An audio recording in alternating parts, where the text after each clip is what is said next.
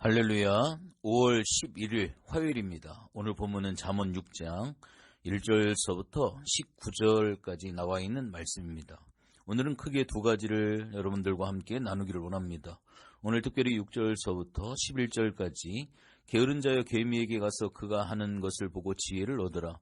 개미는 두령도 없고 감독자도 없고 통치자도 없으되 먹을 것을 여름 동안에 예비하며 추수 때에 양식을 모으느니라. 게으른 자여 내가 어느 때까지 누워 있겠느냐? 내가 어느 때에 잠이 깨어 일하겠느냐? 좀 더 자자 좀 더 졸자 손을 모으고 좀 더 누워있자 하면 내 빈궁이 강도같이 오며 내 궁핍이 군사같이 이를 것이다.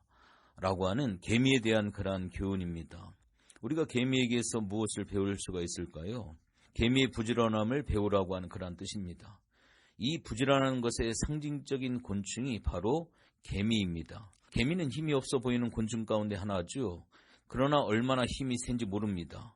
여러분들 혹시 어렸을 때 개미가 먹이를 운반하는 것을 혹시 보셨습니까? 자기 몸에 몇십 배가 되어지는 것을 몰고 가는 것을 보면 장관입니다. 그 부지런함을 한번 보십시오. 새벽이 되어 동력이 혼이 밝아오면 그때부터 활동하기 시작하는데 해가 저물을 때까지, 어두워질 때까지 잠시도 쉬지 아니하고 일을 합니다. 또한 개미는 예비성 있는 부지런함을 가지고 있습니다.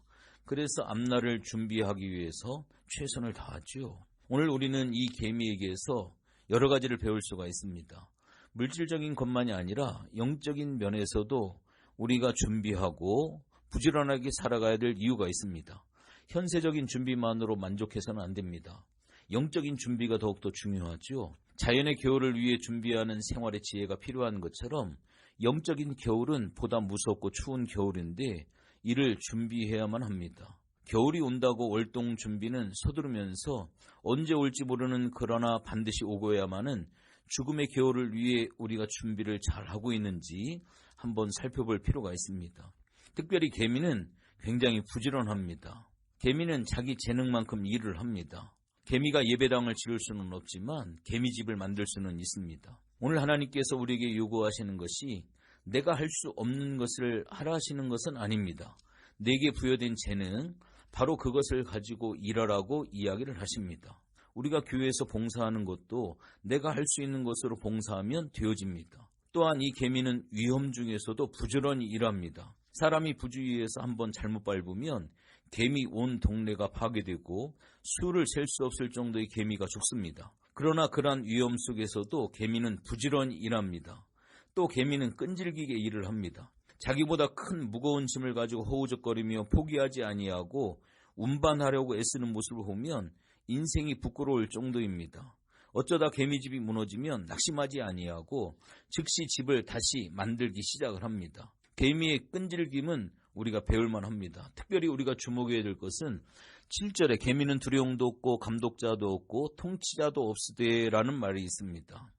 이 여러 가지 관리하고 통치하는 두령도 없지만 협동을 아주 잘합니다. 오늘날 우리 교회 내에서도 우리가 배워야 될 부분입니다. 성도가 서로 주님의 몸된 교회를 세우기 위해서 협력하고 힘쓰는 것, 이것은 너무너무나도 귀한 일인 것 같습니다. 또한 오늘 본문을 통하여서 우리가 배워야 될 본문 중에 저는 오늘 가장 중요한 본문이 16절인 것 같습니다.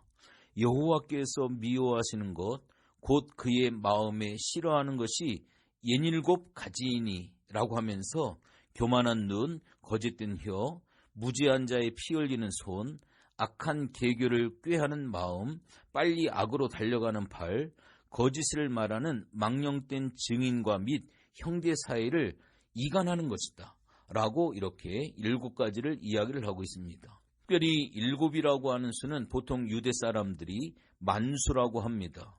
그러므로 여기에 열거된 7가지 죄는 모든 죄를 다 포함한다라고 볼 수가 있습니다. 눈으로 짓는 죄, 발로 짓는 죄, 생활로 짓는 죄를 포함을 하고 있습니다.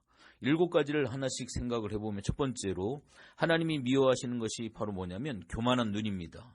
여러분들 교만이라고 하는 것은 하나의 과잉입니다. 건전한 자기 평가를 넘어서는 것이기 때문입니다. 사실 따지고 보면 인간이 교만할 것이 없습니다. 그런데 교만하니까 하나님이 미워하십니다. 보통 교만한 사람은 자기가 된 줄로 생각을 합니다. 재물, 지식, 권세, 인물 모두가 따지고 보면 자기 것이 하나도 없습니다. 그러므로 겸손할 수밖에 없습니다. 하나님은 교만한 자를 물리치시고 겸손한 자에게 은혜를 베푸십니다. 우리가 가진 것 중에 받지 않은 것이 하나도 없습니다. 그런데 우리가 어떻게 교만할 수가 있겠습니까? 하나님이 미워하시는 것 두 번째는 거짓된 혀입니다. 거짓말하는 것.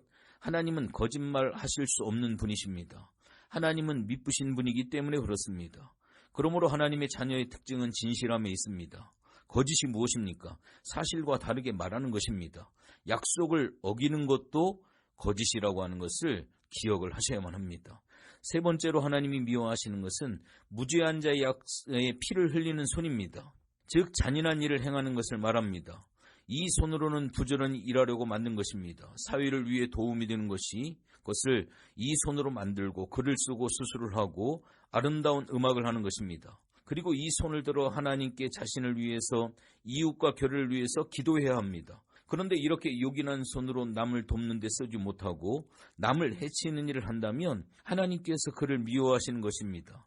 넷째로 하나님이 미워하시는 것은 악한 계교를 꾀하는 마음입니다.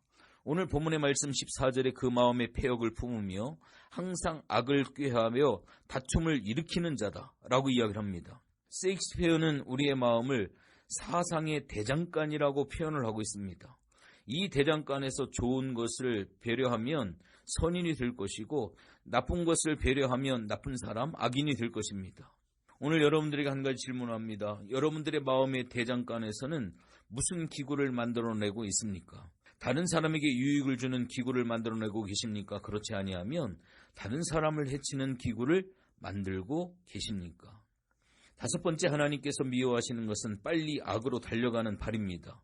남을 돕고 봉사하는 일에는 발이 천근만근 된 것처럼 무거워서 움직일 생각도 하지 아니하고 남을 해치는 일이 있으면 그 발이 얼마나 빠른지 도시락 싸가지고 이 집 저 집 다니는 사람, 이것 하나님이 미워하신다라고 하는 이 사실을 우리가 분명히 기억을 해야만 합니다.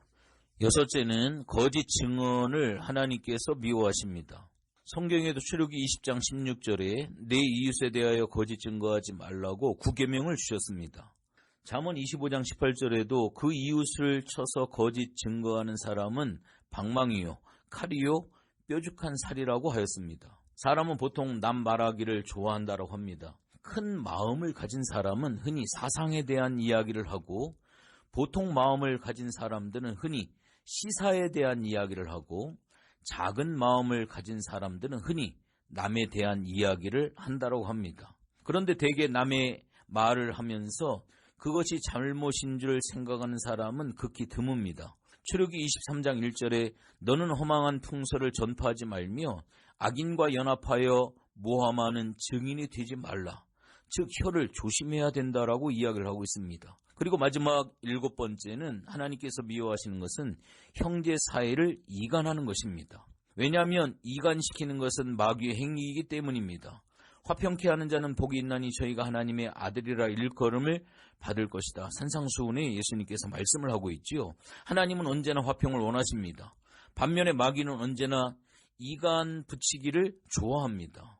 우리는 과연 어느 편입니까? 스스로 우리가 반성해 봐야만 됩니다. 오늘 본문에서 특별히 16절서부터 19절까지 말씀하고 계시는 하나님께서 미워하시는, 하나님이 싫어하시는 이 7가지 일을 하지 않기 위해서 우리가 최선을 다해야 될 줄로 합니다. 결론적으로 말씀을 드립니다. 우리는 너무나도 쉽게 많은 부분을 잘못을 범하고 있지만 깨닫지 못하고 넘어가는 경우들이 참 많이 있는 것 같습니다.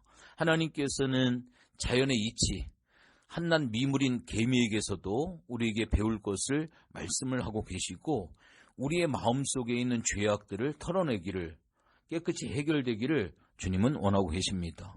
오늘 하루의 삶도 오늘 잠언 6장 1절서부터 19절까지 나와 있는 말씀을 다시 한번 조목조목 묵상함으로 주님이 기뻐하시는 삶으로 나아가는 복된 성도님들 되시기를 주님의 이름으로 부탁을 드리겠습니다. 기도합니다. 하나님 고맙고 감사를 드립니다. 한낱 미물인 개미에게서도 배울 것을 우리에게 요청을 하고 있습니다. 우리가 쉽게 간과하고 있는 많은 부분들을 하나님께서는 미워하신다라고 말씀을 하고 있습니다. 하나님 앞에 우리가 예민하게 반응하게 하게 하시고 말씀 앞에 긴장감을 가지고 말씀을 대할 수 있는 우리 모두가 되어줄 수 있도록 하나님 도와주시옵소서. 감사를 드리며 예수님의 이름으로 기도했습니다. 아멘.